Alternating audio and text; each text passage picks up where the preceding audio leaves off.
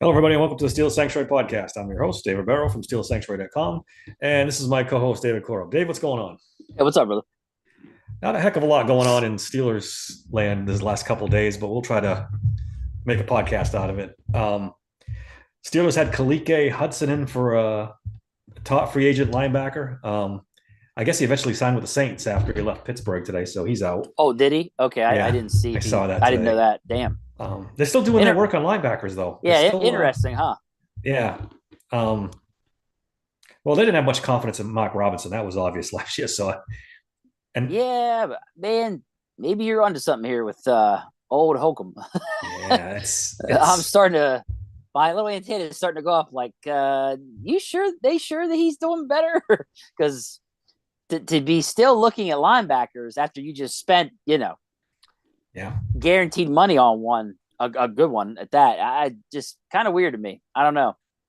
People are Um, adamant that they're going to go get one in this draft too. I was gonna So, say just gonna say that they seem to be hot on the trail of one on the draft too. So so something's up. for sure. Steelers announced their numbers for their new players today.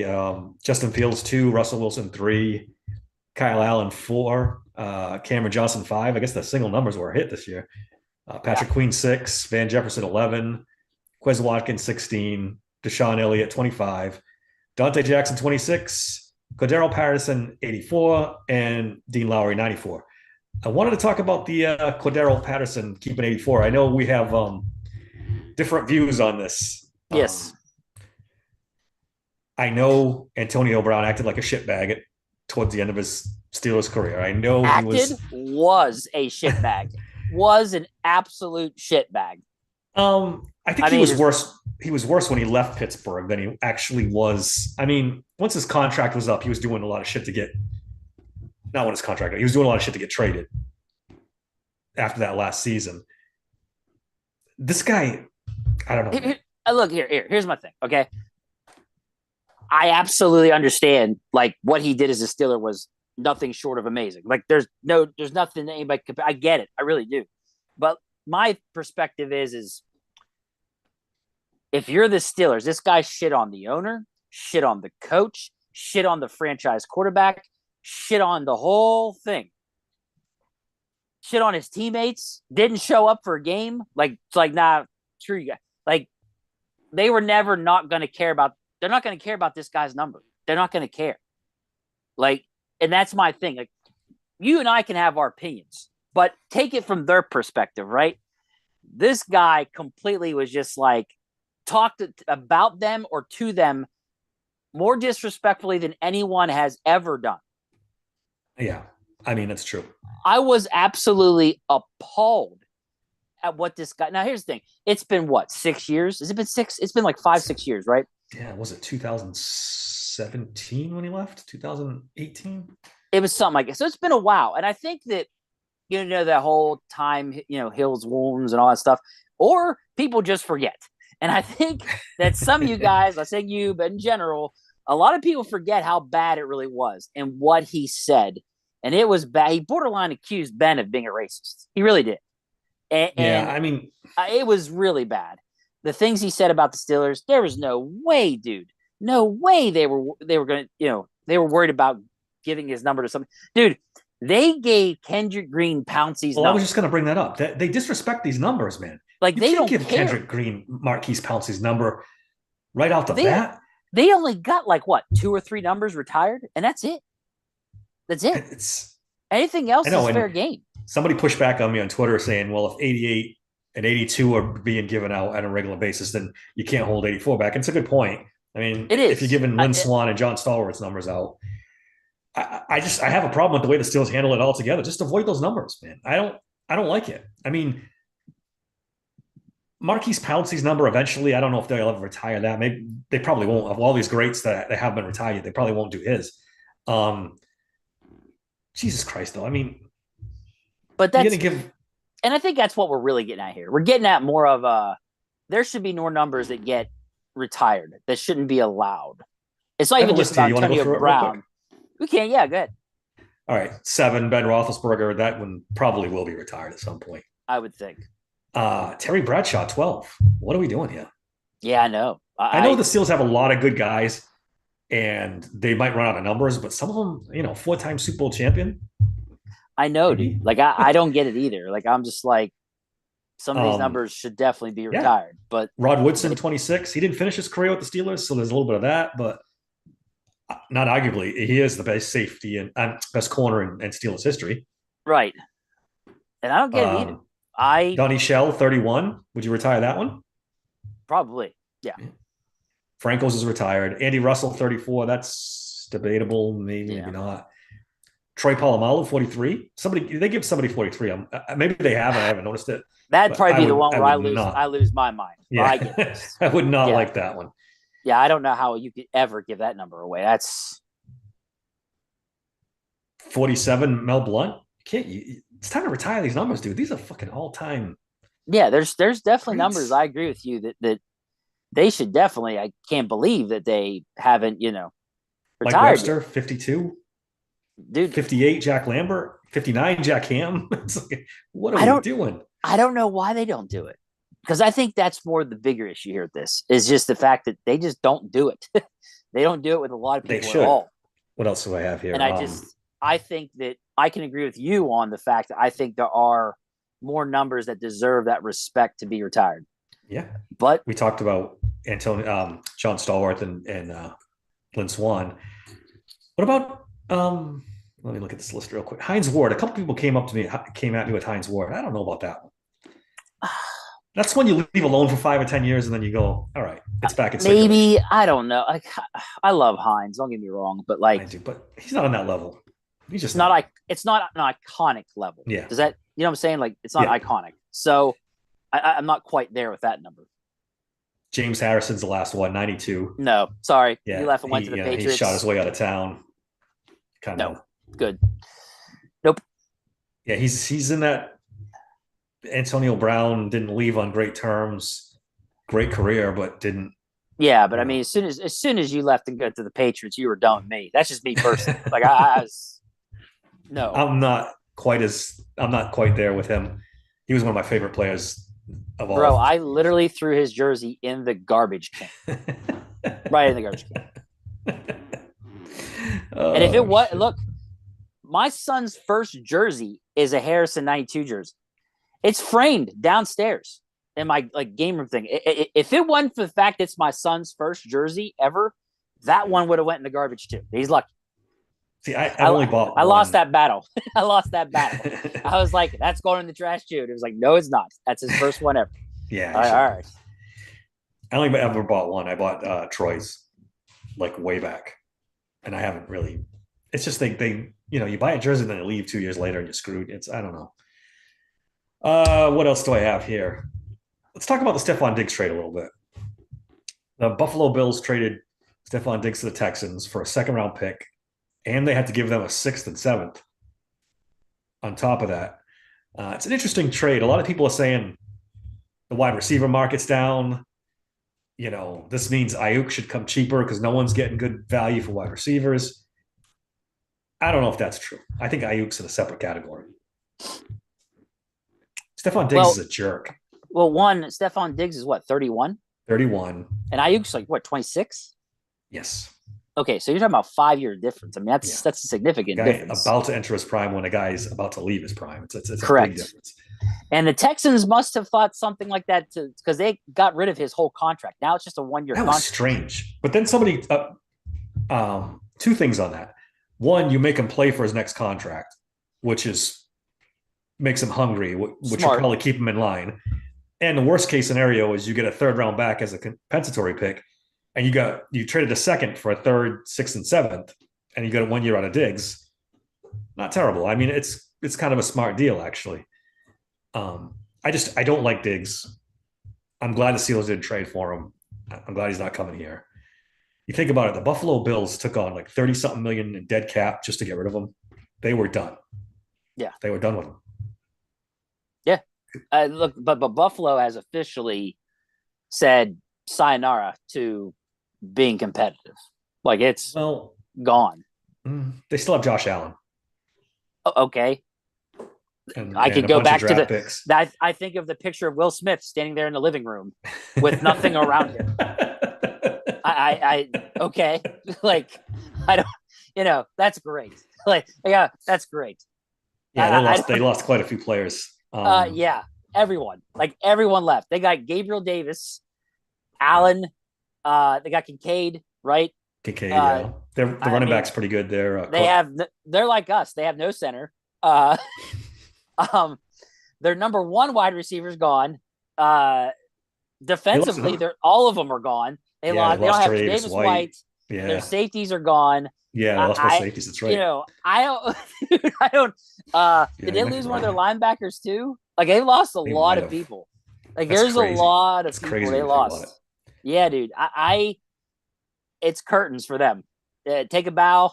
Yeah, I don't know. We'll see. I don't like the coach, but as long as you have a quarterback, you're just making my point even more. Like, dude, I know. No, look, Allen's a hell of a quarterback. I'm not going to take nothing away from him, but you got to have more than what they have. I'm sorry. What do they have left as for wide receivers? Just Gabriel Davis is all I can think of, and then Kincaid at tight end. Oh, speaking of that, did you see PFF ranked the Steelers wide receiver room bottom 5 in the league right now? I did see that. Shocker. Inaccurate? Maybe not. It's probably close right now. It's a mixture of probably biasness and the fact that we've signed, we got 3 guys now that have not really produced at a level where you're comfortable. You've got They're all George fast. Pickens and they're fast. That's it.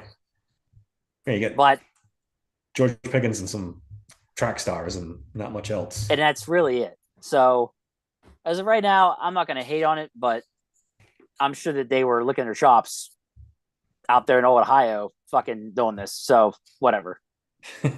Yeah, you got to take PFF sometimes and the Steelers stuff with a grain of salt. I think it's a good time now to go over some of the visits that they've had in or are planning on having in. It kind of helps with gauging who they're interested in the draft. They had Nate Wiggins, Luke McCaffrey, and Oregon guard Stephen Jones in for a visit today. That's really weird. They had the guard in to visit, but not the center. There's that old thing I was telling about, maybe moving Daniels to center. I don't know what they're doing. We've talked about this so much. To not talk to him. Like I was when I saw this, I was stupefied by it. I was just like, the guard from what? I'm like, did they get it mixed up? Did JPJ play guard at some point too? Or, why did they have a meeting with him? They have not had one center in for a visit yet. I mean, let's go over the names and then we'll get into this a little more. They've had Michael Penix. Everybody, this is a strange group. Let's just be honest. They had Michael Penix, running back Dylan Johnson from Washington, a couple wide receivers, Ricky Pearsall, Malachi Corley, Xavier Legette, Taj Washington, and Luke McCaffrey. Washington and McCaffrey are late round guys. McCaffrey's a little interesting because he's, his brother's the famous running back and all that. But then you got a couple tackles, Travis Glover, Talise Fuaga, Amarius Mims, and Matt Gonzalez. Stephen Jones, the guard. Braden Fisk, defensive tackle. Christian Boyd, defensive tackle. Darius Robinson, defensive lineman. He's more of an edge. Mason Smith, defensive lineman. MJ Devonshire from Pitt. Andrew Phillips, kind of a nickel corner from Kentucky, and Nate Wiggins. It's a bizarre list. I don't know why you have Michael Penix in. I don't know why you have a running back in. Dave, I honestly believe this is a change in direction with not showing your hand.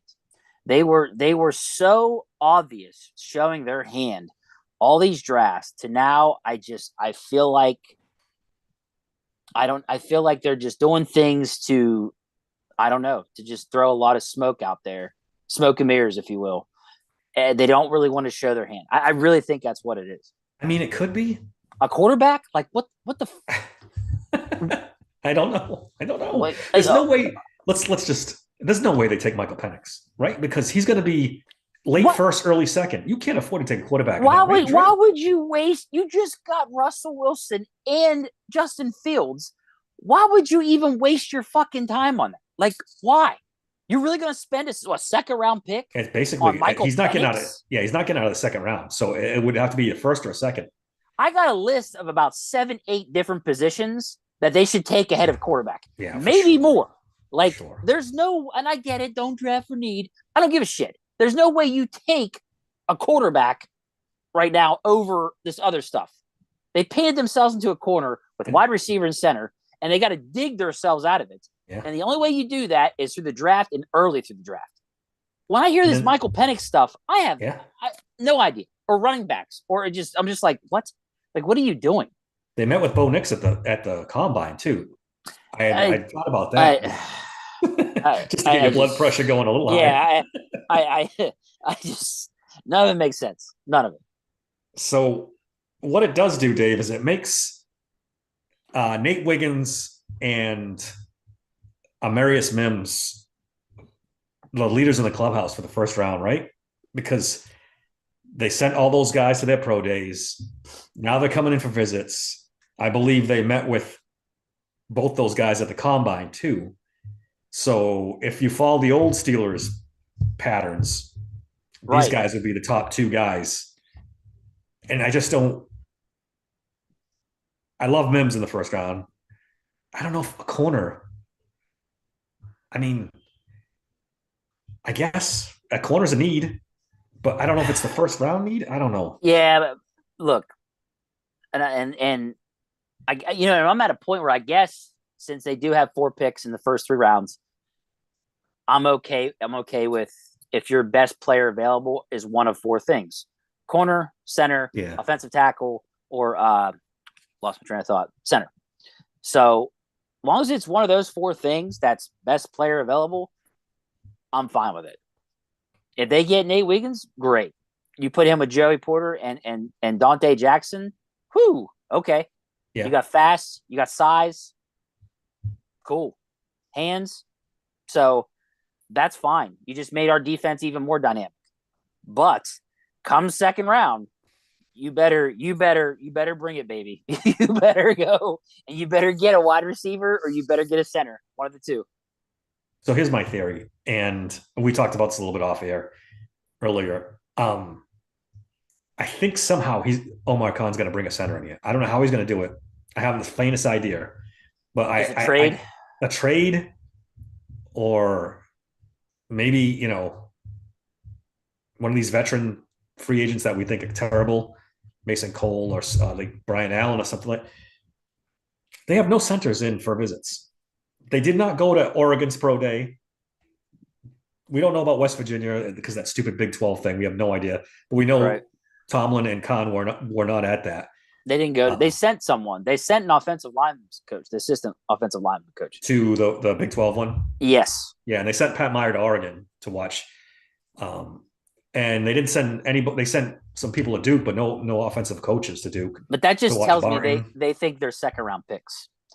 I mean, we talked about that too, dude. That's play with fire, man. It is. It's play with fire, man.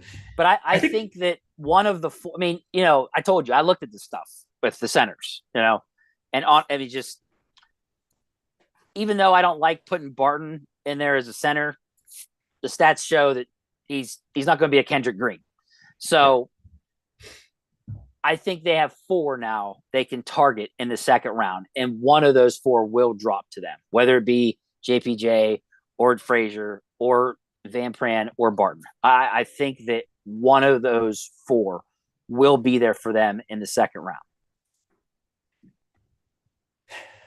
At 50? I don't know. I think so. Look, they got to watch Van Pran. They literally got to watch him. Van Pran will be there. You're right. Van Pran will be there.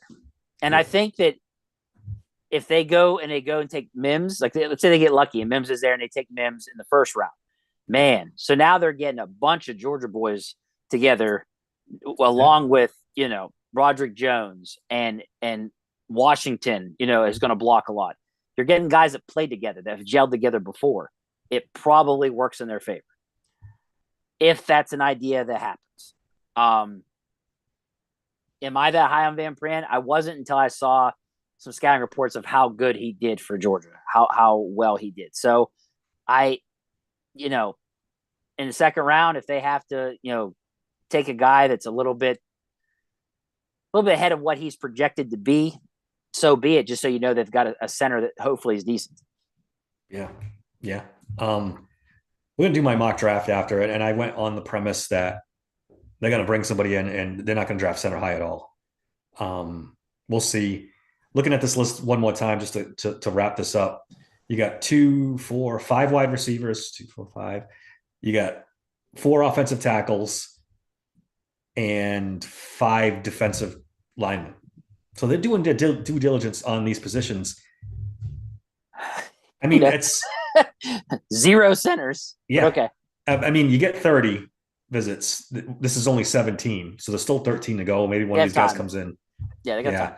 So, but you would think they'd be the first ones in the door. You'd think. JPJ, Barton, Frazier, and even Van Pran. 1, 2, 3, 4. First 4 visits in the door. I don't know. I looked at the Steelers roster today. They have 74 players in the contract. You get 90 to start the season and going into training camp and stuff.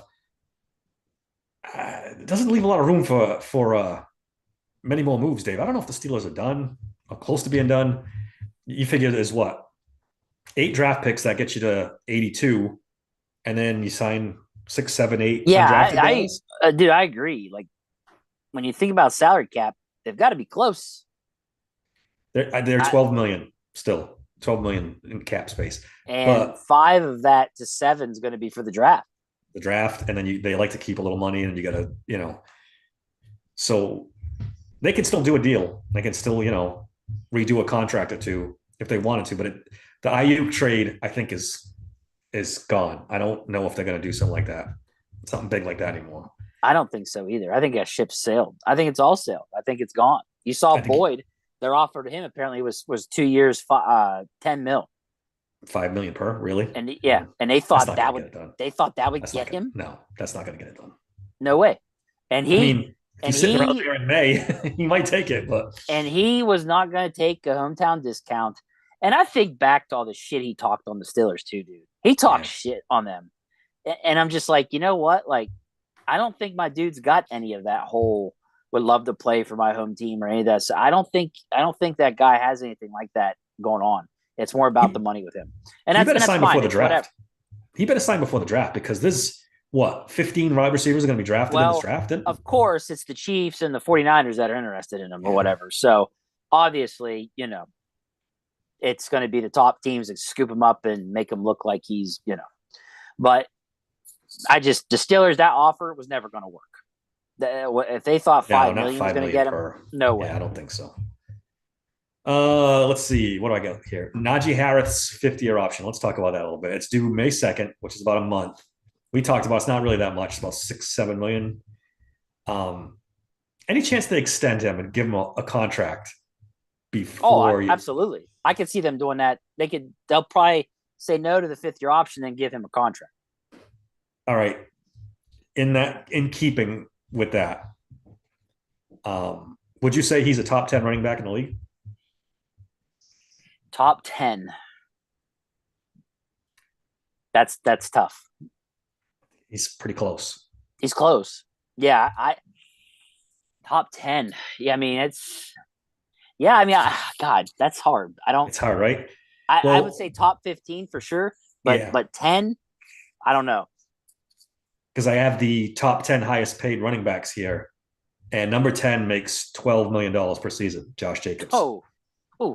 So if you're giving him extension, you're looking at 10 to 12 million per. Okay, I changed my mind. All of a sudden you change your mind, right? It's not going to happen. They'll do the 5th-year option and go from there.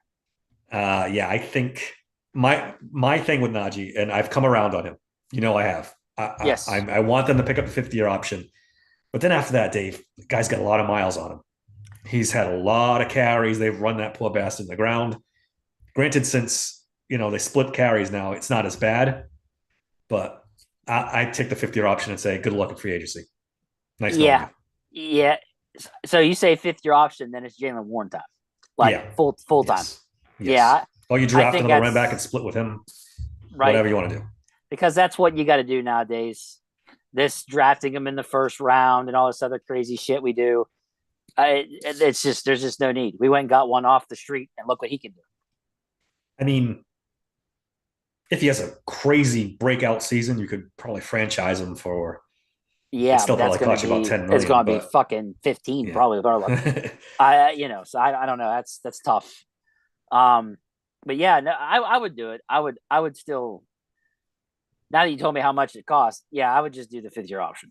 Just do the 5th-year option, let him go. I mean, a Yeah, lot of people were talking maybe they should extend him because they can lower his cap hit this year. But then you're, I don't know. I'm not down for that because then you, what, 3 years, 4 years, 11 million per season. I'm passing on that, man. yeah, yeah. There ain't no way. There ain't no way you're paying that kind of money out at the running back position.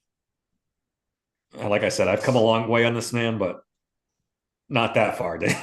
Yeah, it's been great, but see ya.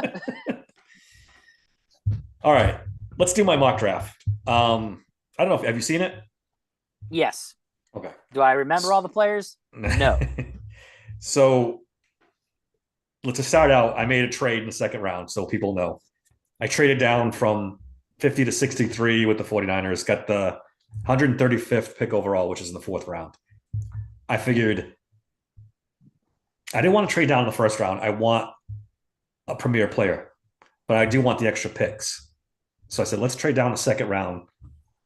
Because I'm telling you, Dave, after 40, 45 in the draft, these guys all seem the same to me. I don't see a big difference in talent. I think this draft really drops off. So with that in mind, I took Amarius Mims out of Georgia. Was that your first pick? I couldn't remember. Yep. Was that yours? Yep. Yeah. It was. This guy just makes too much sense. It does. I'm not going to belabor this point. I mean, they were at the Georgia Pro Day. They're having him in for a visit. They talked to him at the combine. The only thing is they need a center more than a tackle, but I'm going on the premise, like I said before, that they're going to sign a veteran or trade for one, and that's going to minimize the need for a center. So he's 6'7", 340, moves around like a ballerina. He's a little inexperienced, but it is what it is. That would be Broderick Jones and him would be phenomenal for the next 10 years as your bookend tackles. The fact that he has right tackle experience is also just like, oh man, like that'd be great. That way to move Broderick back to left is just huge. So no, it was why I chose him too. On top of going off of the tea leaves that are left by Tomlin and them all going there to Georgia to watch, that would lead me to believe he's the guy, basically. Agreed. All right, second round, I traded back to 63. I took Xavier Legette, wide receiver from South Carolina. I started reading the stats and I watched a little bit of him. People have their issues with him, say he's not a great route runner, this and that. My man ran 4.39 at 221 pounds. Yeah, 6'1". This guy's a monster. Yeah, like those numbers for his size, Jesus, like he's a much better athlete than anyone thought. Like speed wise and everything else. His numbers weren't great at South Carolina, but their offense stunk. I mean, Spencer Rattler was pretty good, but he was the only weapon. So to judge him on that is kind of tough. So he's going to get double, triple teamed. Yeah, exactly. Yeah. No, I don't mind that pick at all. Like he's legit. We're getting one side and George Pickens on the other. And yeah, if you're looking for your number 2, I would say this is the guy. Yeah. So I really like him. I thought he was for that range. It's perfect. All right, the first of the 2 third round picks the Steelers have. I took Mike Sandstrill too. I think you had him as well. Yep. Yeah, I did. This guy makes too much sense too. Again, the whole Steelers contingent was at Michigan.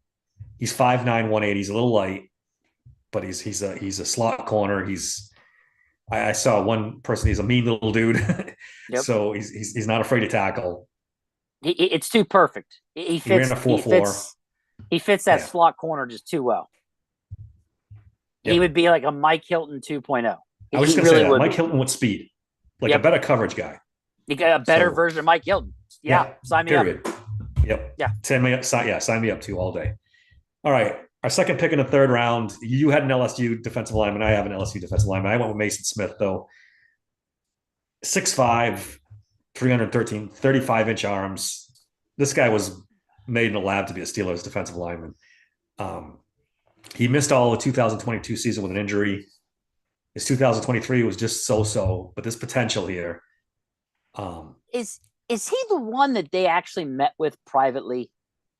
I think so. And he's coming in for a visit now, too. It was just Because announced today. you always told me by him being the guy they probably like instead of my guy.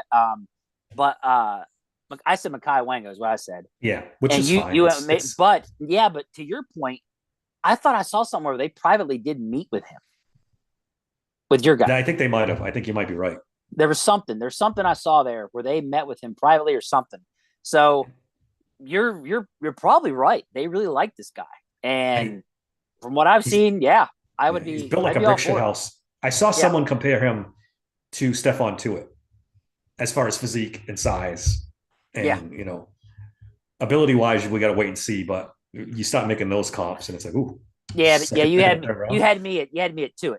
And then right. And this is in the third round, correct? Yes, the second pick in the third round. So, I mean, third round pick, if he's even just decent, then it's fine. You know, this gives them a couple guys with Benton and him past this coming season. If Cam Hayward goes, or if Larry Ogunjobi falls off a cliff, just don't let this be another Leal situation. Leal just doesn't. The guy just doesn't click with them. He's a lot bigger than Leal. He's not a tweener. He's a defensive line. And that's probably why it'll work, because with Leal being a tweener, he doesn't fit their shit that they want to do, and it just doesn't work out. I think we talked about it last time. There's been rumors they might try to deal him. I don't know what you get for him, but I didn't see any rumors, but I wouldn't be surprised. I'll put it that way. All right. My fourth round pick for the Steelers is Trevin Wallace, linebacker from Kentucky. Aaron Curry was at his pro day. There's a lot of, we just talked about it to open the podcast, a lot of smoke about them taking a linebacker. Yep. 80 tackles this year, 5.5 sacks, 1 interception. Ran a 4.5 40. He's got a good RAS score. I have it here, I believe. 9.32 RAS score. Good athlete. The scouting report I read, I only watched a little bit of him. Not a big instinctual linebacker, but a good athlete. That's Steelers guy. Sounds like Devin Bush, right? Only a couple rounds later. A little scary. But I think you're going to see the Steelers take a linebacker in this draft, and this is one of the good possibilities it could be. All right, I know what you're thinking now. No centers yet. We're into round 4. This is the trade, the pick we got for trading back with the 49ers. I took center Tanner Bortolini from Wisconsin. I've seen him ranked anywhere from 4th round to 7th round prospect. He did score 9.75 on the RAS score. He's probably the second best athlete to Barton on the centers. He's not a guy who's going to start. So, because of the fact I was looking into centers, and then I saw your mock draft, I decided to have that ready for you, for me to read if you'd like to. Go ahead. Height 6'3", weight 305, 40 time was 4.94. Under 5 for a 300-pound guy. For a center, projected round, this is per walterfootball.com. So they got him projected 4th to 6th round. Yep. Bortolini was a versatile blocker for the Badgers over the past 3 seasons. He started at left guard, right guard, and center, and even one game at tight end. Got Steelers written all over him, Dave. Yeah. I'm just so happy if that'd be the pick. Position flexibility. For the NFL, Bortolini would fit best as a backup guard and center. He worked out well at the combines. So, just not a starting center for 2024. No. I want them to give him number 53 right now. That's a done deal. That's a done deal. Yeah. Again, this is on the premise that the con artist brings in a center, trades for one, works his magic. And because everything we see, and you might be right, maybe it's a smokescreen, but everything we see is they're not particularly worried about center in the draft. Yeah. I don't disagree. You're right. They're not if they go the opposite way. Sides. I just don't. if you're reading the tea leaves, it's the only conclusion you can come up with is they either don't give a shit about the center position. They're going to wait for Connor Williams to miraculously rehab or wait for somebody to get cut, half Yeah. on August 29th before the season starts and plug that poor bastard in. But I don't know. This is the premise I'm going on. I'm probably going to do one more mock draft, maybe two, but maybe one, and then closer to the draft, maybe they'll have signed somebody by then. Or if they haven't, then maybe I change my mind and say, out of desperation, we got to take somebody. So we can't do this. I don't have the nerves that Omar Khan does, I don't think, to go into that draft.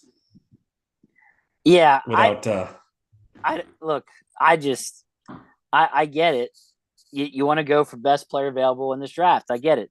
It's just that, Jesus, it's such a bad hole right now of theirs. Like, I just don't see how. Let's see how good this draft could be if they didn't need a center, if they would have signed a veteran. I know.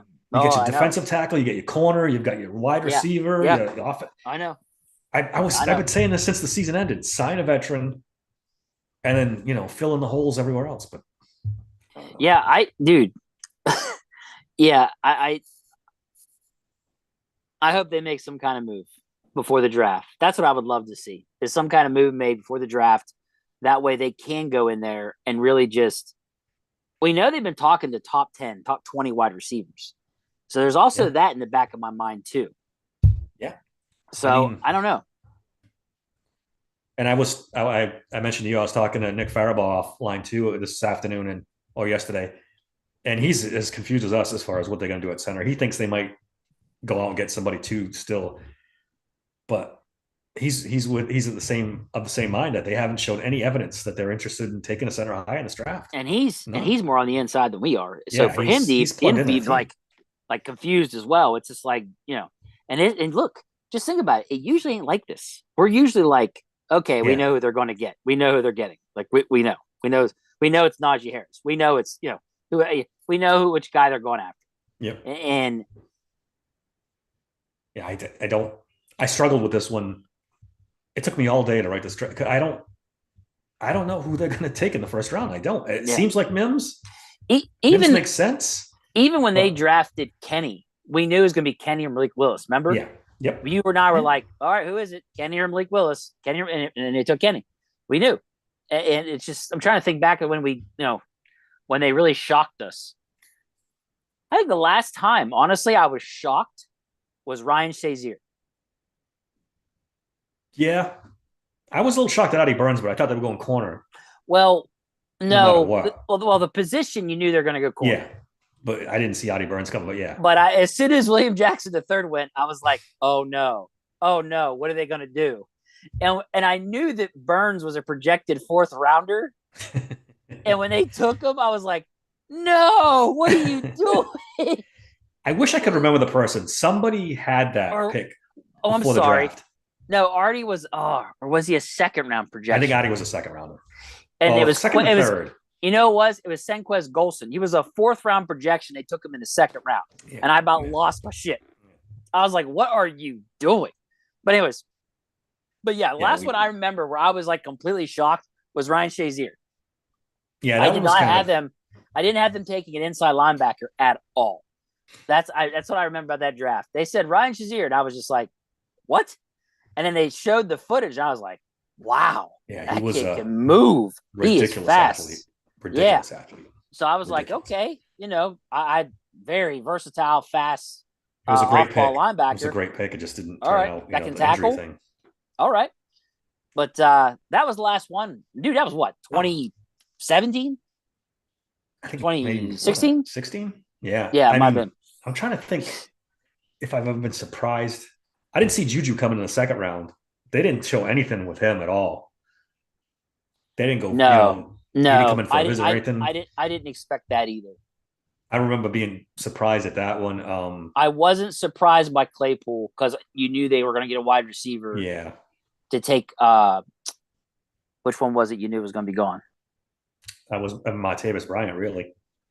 I'm trying to remember. They were trying to they were ready to push Martavis out the door. But it's been a while, man, since I've been like shocked. It's been a minute. Yeah. And we're going to be, I got a feeling, unless the Mims is the pick. Yeah. The problem this year is that we know they need a center real bad, but we know center's not really always a first round pick, so it's throwing everybody off. And the fact that they've only gone to 4 pro days is really strange too. All right, let's finish up this mock draft. At 6th round, I took safety Malik Mustafa from Wake Forest. Dan Rooney Jr. was at his pro day. He's the vice president of player personnel for the Steelers. I think they could use some safety depth. Mustafa's pretty good athlete. He's more of a run stopper than a cover guy. It'll be some special team stuff. I think round 6 is a good spot for safety. And then in round 7, I double dipped at tackle, Travis Glover out of Georgia State. The Steelers have been really interested in him. They sent their assistant offensive line coach, and Dan Colbert to see him at his pro day, which, it's Georgia State. He's the only guy worth seeing at the pro day. He's projected maybe tackle guard. There you go with the position flexibility again. Yeah, and I get it. Like they need to shore up their own line, so it makes sense, especially with who their quarterbacks are now. Yeah. Again, why? I don't know how some of these positions on the O-line are not the ones being prioritized.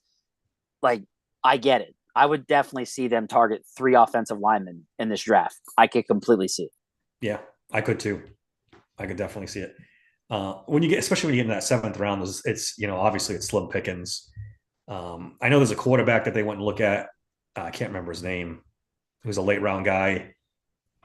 A quarterback? Something. Yeah, they looked at a quarterback. You mean Joe Milton? I mean this? No, yeah, this year, but it's not Joe Milton. They went to see one of them at their school. I'm drawing a blank. But yeah, I am too. I think I know. I remember there being a thing where they went to South Alabama or something like that. Yeah, something weird. School. Yeah. So I thought about taking him, but now that they've signed Kyle Allen too, I don't know if they even go quarterback at all in this draft. So yeah, that's it. This was tough, man. Usually I can, especially by this time of year, I'm banging out. I sit down and write a mock draft, and I'm maybe 2 hours it takes me. But this one took me a long time because it's just like I have no idea. I have no idea what direction. There's so many different directions this team could go in. More needs than usual. Well, I looked up to see who my final mock draft last year for last year's draft was to see if I got the first pick. Guess who I had? Broderick Jones. Yeah, he was. So just the last 3 years, I've either gotten the actual pick or the position right. That's how predictable they've been forever. Yeah. So I just want to make sure I'm thinking correctly that I've been able to predict this pretty good. But this year I won't be able to. No. Like it's just too crazy. I was in denial over the Najee Harris thing. I didn't think they were actually going to do the running back. I was like, no, they're going to take a corner. They need a corner worse. Yeah, I was wrong. I was dead wrong. We should do my game that I invented for the draft on the pod. Yeah, we could do that. We could definitely do that. We should do draft bash before the actual draft. Yeah, let's try to let's set that up. We could do that. That'd be fun. Yeah, when it comes to this draft, and especially when you look at the visits now, I don't know, Dave. Yeah, this could go in any way of a million directions. Just any one of a million directions. Yeah, like I said, they're very unpredictable now. It's so unpredictable. I was pretty sure it'd be offensive linemen until I saw the whole they're talking to top 10 wide receivers. I was just like, what? Like, yeah, they've been bizarre this year. Like you're talking to Roma Dunze at the draft. Yeah, that's what I meant. You have no chance at Roma Dunze. What are we? Yeah, what are we doing? Yeah, what are you doing? I don't. Yeah. So yeah, I just I don't know. There's things that they have to plug if they have any hope of being competitive, in my opinion. You got to protect Russell Wilson and you got to protect Fields, and these two guys had the record for the longest holding on the ball. So, yeah. Yep. So we'll see. I don't remember ever going into a draft with this many needs. Like there is 3 starting positions they haven't filled: center, wide receiver 2, and they've done it before. Corner. They've done it where they've had a couple where you're like, this is not as good as you may think it is. And because they just sometimes feel better about players than we do. Yeah. Yeah. That's the way I look at it. I mean, you think about, I mean, I could go back to, during the Killer B era where they had a defense that was just not good and they needed to get better at that position. And they went in the draft and they didn't do it. There was positions where you're like, yeah, they're definitely taking a linebacker. They didn't take one. And you're like, what are you doing? Like, I wish I could remember that linebacker core they had. This was like,